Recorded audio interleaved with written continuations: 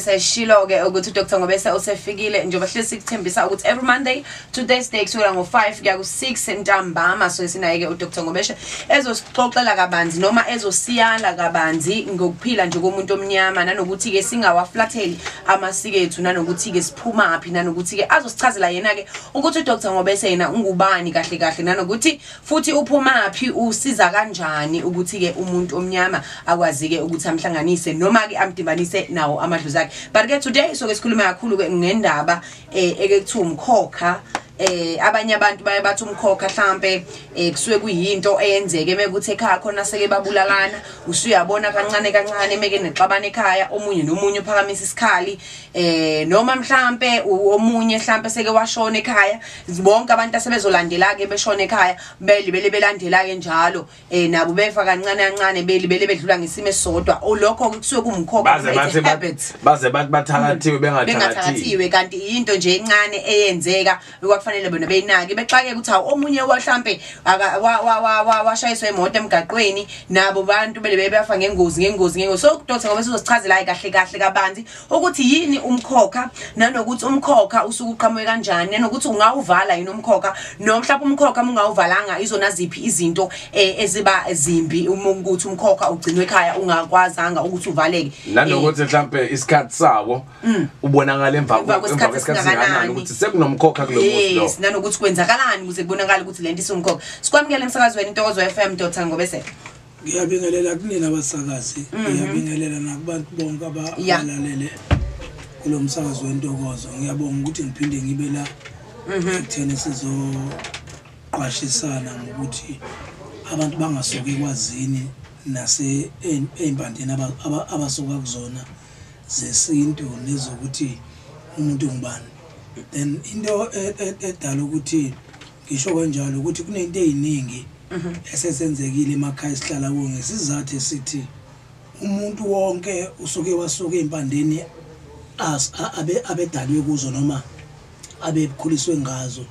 Namhlanje ngifuna ukusho before nje ngikhulume ngithanda ukubuyisela umuntu empandeni zalapha ayisuka khona noma ngabe uhlezi eflatini noma ngabe uhlezi emzini ethile manje ngasenza ukuthi kube ukuthi yonke into ungakhona ukuyenza ngoba okokuqala nje umsazi ekhuluma ngendaba yomkhokha umkhokha ukuthi uthi ekhaya kade kuhlatshwa kwenziwa izinto zamasiko kugcinwa yonke into ukuthi uma usofika esilungwini la ohlezi khona okungavunyelwa khona ukuthi kubonakala kubulawa isilwane eduze kwakwakho noma kwakhe egcekeni bese kuba ukuthi awusakwazi ngoba ngomthetho wesiZulu nangomthetho wesiko umuntu osuke ezilwe ekhaya abantu abadala abafuna ukuhlukana nomuntu umuntu omdala okokuqala uma ngabe sengikhuluma ngabantu abangasekho abathandi kahle ukuhlukana nomuntu umuntu uzahlukana nabantu abadala ngesizathu esithi indawo ahlezi kuyo akakwazi ukuthi mayisefike kuyo ababikela abantu abadala ukuthi nathi indawo asehlezi kuyona ngesizathu esithi indawo ahlezi kuyo ayimgunyazi ukuthi angabulala imbuzi noma anquma inkukhu ngoba usuke ehlele endaweni esuka inomgomo uyaqala lapho umkhokha ube khona njalo ngifuna ukuthi kabushane bengenzela ukuthi nje ngingene abantu ngimlalele umsakazi mayeshethi namntu azokhuluma ngomkhokha so ke ikakhulukazi into ebalulekile obekufanele singayikhohlwa ukuthi umkhokha into lencane ongeke uzuyinake uma ngabe uphila. Umkhokha into okungathi ekhaya uNgobese uma efika nomuthi ozobe wenza ukuthi kuthiwa usebenzise wena wedwa Ngobese lo muthi kube kukhona umndeni usebenzisa ngesikhali noma ukhafula ukhuluma ngomunye umuntu omndeni ugcine kube nomuntu emndenini wakini mhlambe ekhehleni elizala labo bantu oshonako eshona ngesandla sokuthi lo muntu ushona ngesandla obulewe umuthi ophuma esandleni esinye sala ekhaya. Umkhokha wokuqala lowo owenzekayo nanokuthi umkhokha uyaqala ekhaya uma kuukuthi abantu baxabana kwaze kwaba ukuthi umndeni awuthelelana amanzi uyaqala umkhokha bese kufa abantu kuthiwa la ekhaya kudlula abantu emhlabeni badlula ngendlela engaqondakali kungena umkhokha la ekhaya ukuthi abantu kuthema bedlula badlula benombango wenkomo abanye benombango wezinto abanye bagcina sebenukana ukuthakatha abanye abantu bagcina sebengabantu abangasezwani nje etona. Uyazi umkhokha uyakwazi ukuthi ekhaya ungene ngokuthi uthi uma ngabe kuphilwa kube nengane nje izovela isuka emayicaso ithatha intambo ilengise ife ngentambo bese kuthola ekhaya kushona umuntu eshona ngentambo sawungenile umkhokha la ekhaya osukungena ngalowo muntu nalokho kudalwa ukuthi kunezinto abantu abasuke beyibalekele ngiyabuyela kulento kwesibili uma umuntu ekhulele esintwini amadlozi afike endaweni osokuhlala kuwo ngoba uzokwazi ukuthi usuke ekhaya kini lapho uzalwa khona ngabe usuka namakhandlela nenkukhu uyobika ukuthi sengihlala lana okwalesi sikhathi ngisasebenza uma usemqashweni ngaba ukuthi yipi indlela okungabikwa ngayo ekhaya ukuze amadlozi ohamba nawo akwazi ukuba nawo lapho sokukhona ngoba umkhokho ukuthi amadlozi akufune omunye umuntu uzalahlekelwa umsebenzi omunye mefika emsebenzini abenezitha omunye uma ehleli nehlala kuyona acabane nabantu engazi ukuthi yini kanti ekhaya bezalwa kulo bekunakwa kakhulu indaba yabantu abangasekho kumkhokha walokho kukodwa ngoba kuyinto engalapheke edinga wena ukuthi ubuyele esintwini sakho kanti umkhokha uyadaleka ngokuthi umuntu kube ukuthi ekhayeni niyathakathwa nje nivele nathakathwa ngento bezoqala ukuthi la ekhaya abantu fanele makufa umuntu ngonyaka kuphinde kufa umuntu ungena umkhokha wento ethile enzeka umkhokha uyenzeka ngokuthi la ekhaya mabe kunento okuhlatshwa ngayo inkomo noma kuthiwa kuyabulawa bese kuba ukuthi kukhube khona nje emndenini ozojotshwa leyo nto sekungena umkhokha ekhaya ukuthi angeke nisakwazi isizwe ibizwa ngamanzi vele umkhokha ngoba la ekhaya sengena umkhokha vele ukuthi abantu bafe ngengozi ngesizathu esithi ukhona umuntu owathi into isikhali sokuhlaba ngoba siyazi ukuthi uma sokubulala awufanele ukuduka ungazi uthupha ngaphandle mangashintshwa umese ngoba sekwathi umdala kodwa kube ukuthi ushintshwa nje ukhona nomunye uyabona ngathi nanku la uzubeke khona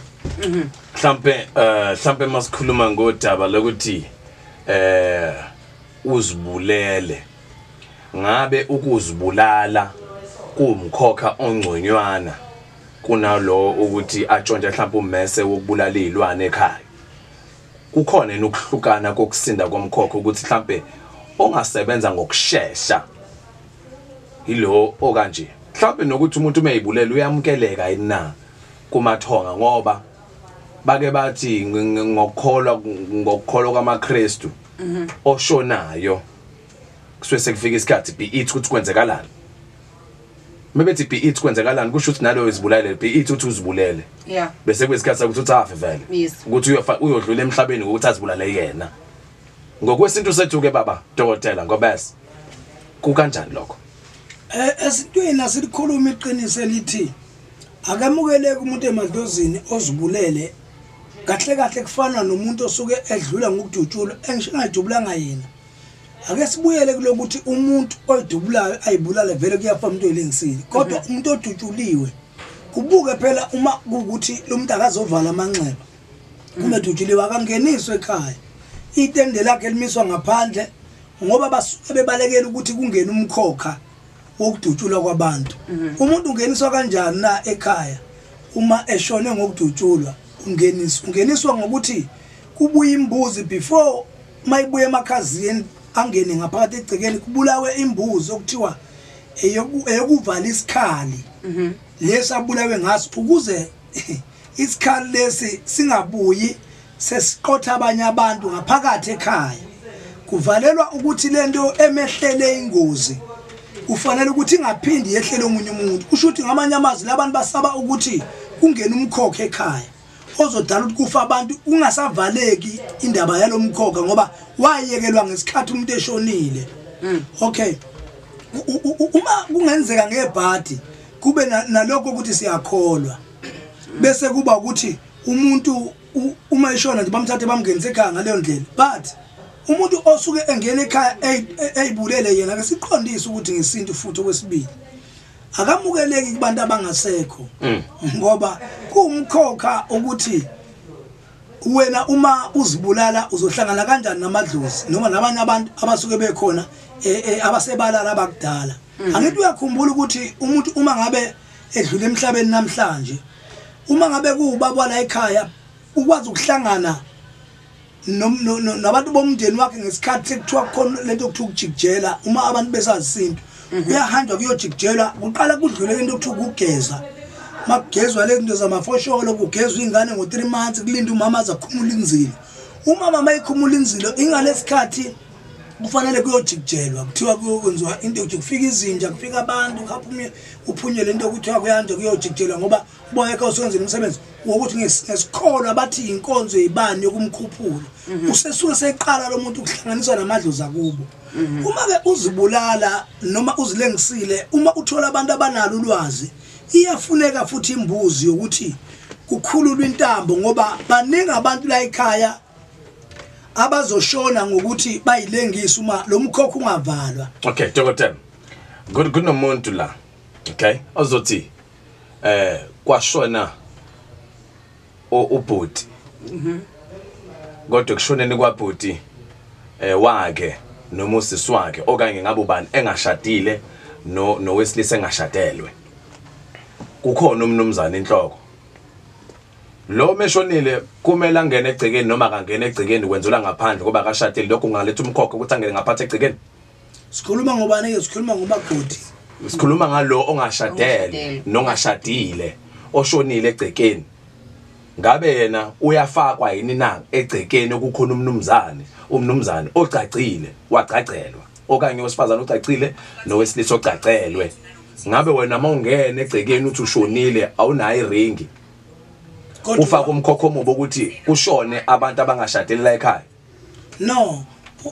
noma mhlawumbe umkhuba nje abazenzela wona abantu ake senze nje ake sikusho ukuthi umshado usuke kuyinto esibusiso esivela kubantu bakini abalala nakuNkulunkulu okudalile ake singasho ukuthi umshado into ongazenzela ngoba uma ufuna ukuganwa kufanele usebenze ukuze uthenge inkomo uma angasa amadlozi akubeka icala ukuthi awuganiwe why amadlozi abengakunika imali ukuthi uthenge inkomo uzogana